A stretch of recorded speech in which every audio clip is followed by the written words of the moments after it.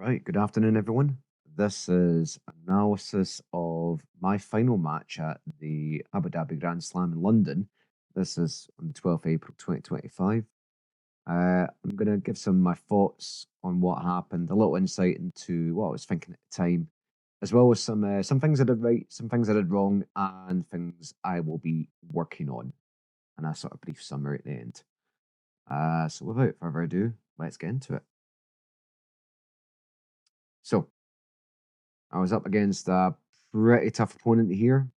He has a record of winning other Grand Slams and winning other locations. From here, I knew early on I was probably going to have to pull guard. Um, as soon as I got to grips with him, I realised he had some experience in judo, and with previous matches, I've found that my stand up has not been as strong as I would like. So I was looking to get into my open guard entanglements and look to start working in leg locks. That's an area I'm half decent at. Little did I know that my opponent was actually a judo black belt, but hindsight's 2020. So from here,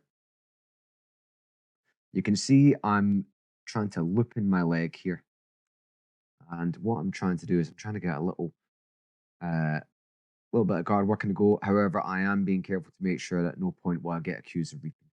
Uh, the problem I had here is that my opponent had really good grips, and having watched him compete in the match before when he was in the semi final, I noticed he had really good top pressure. So I knew I'd have to stay on my side and not get flattened out here. Now I'm climbing these grips up, and you can just about tell that my left foot is on the hip here. Uh, I'm aware that if my foot drifts all the way over this side, I'm screwed. And he is actively trying to move that left foot of mine over. So I'm just being really wary of that. However, I know if this foot moves all the way to the outside, I know that I'm also screwed. That will give him a clear path to a knee cut pass. So I'm in this little halfway house and I'm trying to stay on my side because if I go flat to my back, I'm getting past. So from here, he's looking to loop that leg in. I've looked for a little lasso grip. I don't usually play lasso guard, but it's a really good way of getting people to back off that particular grip there, especially if they're looking to maybe smash your leg. I'm reaching for the second leg. I don't know if any of you watch Less Impressed, More Involved, but they have some really good summaries on how to really threaten from the bottom in open guard scenarios. And one of the big things is controlling the secondary leg. Levi Jones Leary is really good at this. So I'm just trying to make my opponent slightly falter or otherwise back off. And you see from here, he's doing a pretty good job of fighting that. I've looked my reverse De La Riva in. And of course, truth form, I'm looking for some sort of inversion, but his weight was really good here. And I'm just constantly battling to keep my left foot in play. You can just about see my left foot on his hip line there. I know if I'm not careful, I'm getting past Pronto, so I have to be really careful. I'm trying to take the grip here and isolate the arm, but he's got a really solid grip here. So from here, I'm looking for any sort of space that I can use to invert underneath in between his legs or possibly rest up on. But he's been really disciplined in keeping his base. You can see my little shift there to try and get my head underneath. But again, he's compressing. Now, this is dangerous for me because one, my foot's out. Two, he has this arm all the way around my back. This could potentially lead to this top leg here getting flattened. If that gets flattened, I am in some trouble because then he can start using the shins to pin this bottom leg of mine, and then it's going to be problematic. So I'm just constantly trying to repummel that foot back in, and I don't recommend you do this at home, kids. But my left foot is right next to my face. That's what a few years of yoga and 12 years of karate will do to you. And desperation. So here I am, desperate trying not to get past. Trying to pummel my foot in. He's done a really good job of pummeling his head on the inside. I'm just trying to frame here. And again, I want to try and cut this way because if I can get him to move this way, I can turn my shoulders a little more. So my shoulders are here at this point in time. I would ideally like to turn a bit more and possibly wrestle up. So from here, again, he's pummeling his head in. He's trying to flatten me out. And this is the danger zone here because he's got that hand reaching around my back. I'm trying to threaten the arm here because I know if I can get some sort of threat in the way, I might possibly get him to back off.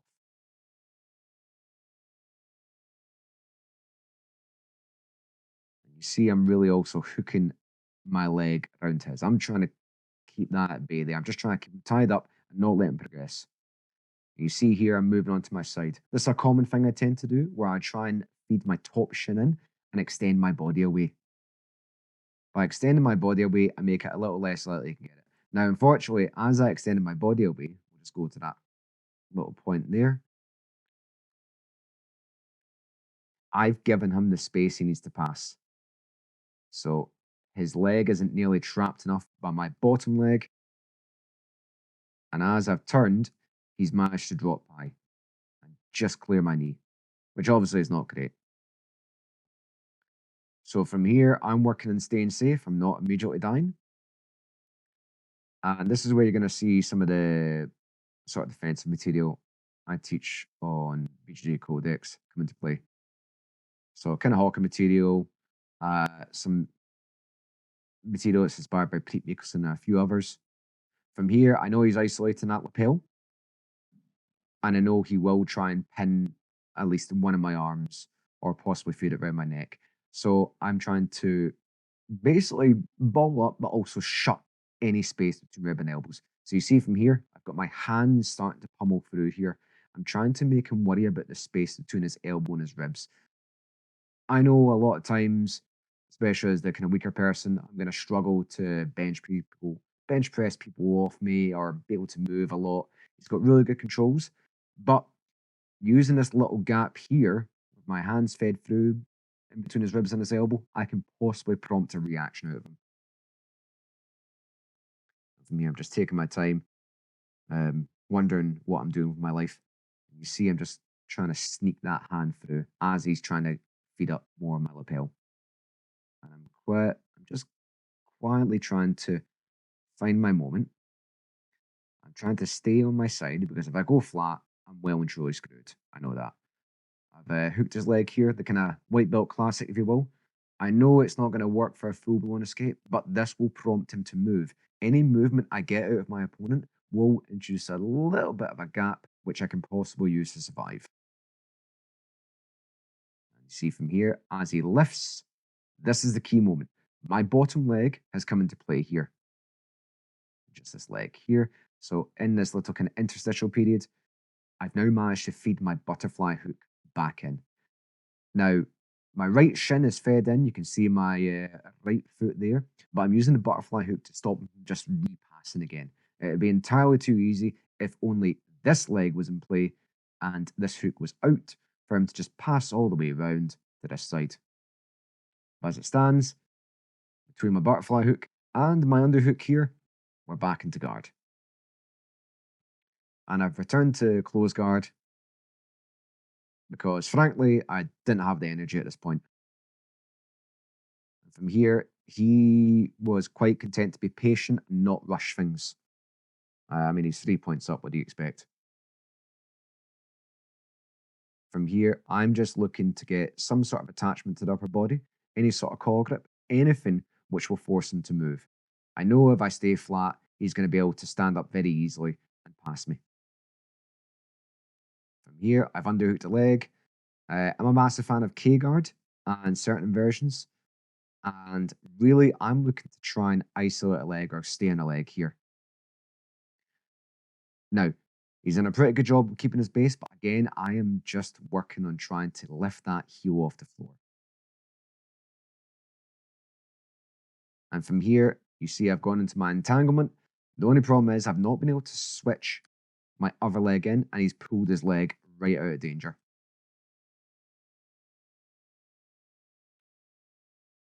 Here we go again. At this point, I could feel straight off that if I wasn't careful, he was going to throw me.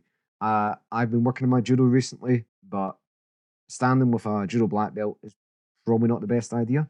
So at this point, I'm thinking, right, as soon as I felt the grips at this point, I felt the little twitch, I knew I had to pull guard. I'm throwing in little sort of Diashibarai threats just to make him worry. He went for a Harai Goshi, but he was a little bit too shallow for that, so we just quickly go back. So you see from here, this little moment, he stepped in.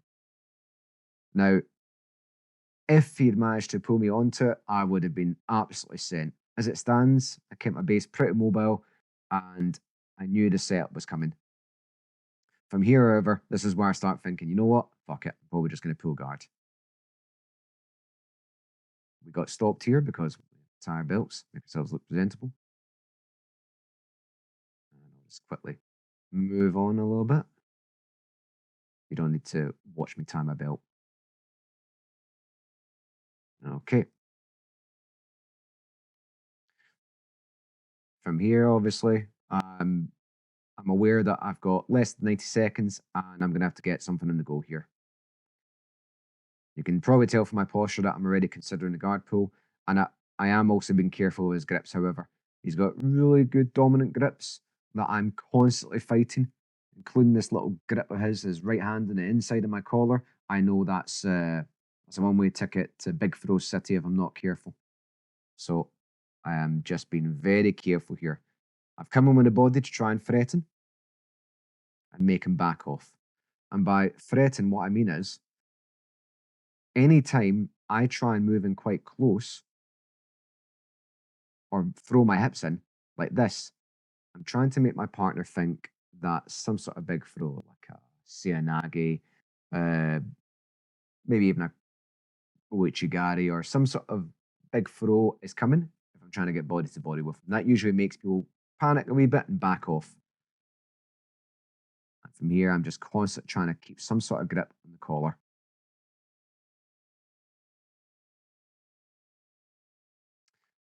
And again, we've been told to make ourselves decent.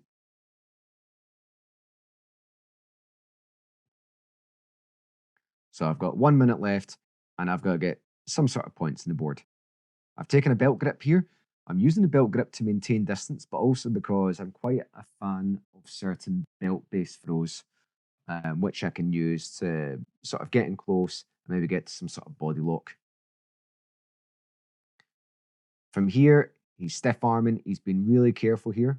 He's playing tactically, and I'm just trying to close the distance, and I've pulled guard again. Now, I'm in a little bit of a precarious position, but again, I managed to pummel my foot in. And you'll see that his shin is on top of my thigh here. However, I've not been quite flattened out, so I've got half a chance of still working on something. And this leg being slightly off the floor does work in my favor. You'll see in a moment. I mean, I say it works in my favor. It ended up not working in my favor, but you know what I mean. I've taken the lasso again because I want to threaten that arm and force him to back off or force him to do something else. His grips were bloody difficult to break. Kudos to him. Quick cheeky look at the camera. And again, I'm just constantly trying to find some way of isolating a leg here. His base was really solid. This is the moment here, which I've replayed in my head several thousand times and I've kicked myself for. I think I kicked a small bin over when I rewatched the footage for this match the first time because it was quite frustrating. From here, I've managed to just about elevate my hips and get to a point where I can start rotating my hips towards this leg of my opponent's. Here, I'm just trying to get onto the leg, lock the hands in, because I want to isolate a leg and get a sweep. And you see her here, just in the dying moments, I managed to elevate and push him forward. And I've got my right leg in now. If I'd started this sequence about 10, 15 seconds earlier, I could have potentially swept and got on top. As it stands, he was able to stymie me. So this was a good match overall. I'm obviously gutted that I couldn't get points on the board or win. I think really the main thing that I'm going to be doing next time is number one, when I pull guard, I'm going to be going straight into any form of K guard I can get, and I'm going to threaten the second leg more, or even the first leg more. That's the first thing I will be working on. I'm going to be working on my K guard movements. I also want to work on some of my shin and shin material simply to try and bother the lower legs. I also will have to work on my lasso guard because in that position, there's clearly some elements of the lasso that I'm still not able to get working at the highest level. Um, then, in terms of not getting past, one of the main problems that led to me getting past was because I extended. What I really should have done, in my opinion, is I should have turtled and then rolled through. Now, I know that giving your back has always been historically seen as a kind of cardinal sin, but it's better than getting flattened out, frankly. And I have experience of in tournaments fighting out from a turtle position and getting onto leg entanglements. I think really the main thing for me in this match that would have possibly seen my success is if I could have gotten a hold of a leg, be it with a K guard, shin and shin, some sort, even a shallow K, anything like that, which would allow me to attach an ankle and keep it.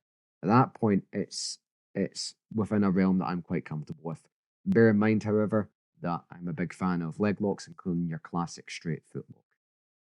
But in summary, I really will be looking to try and off balance my partner, or otherwise get access to the legs for said entanglements.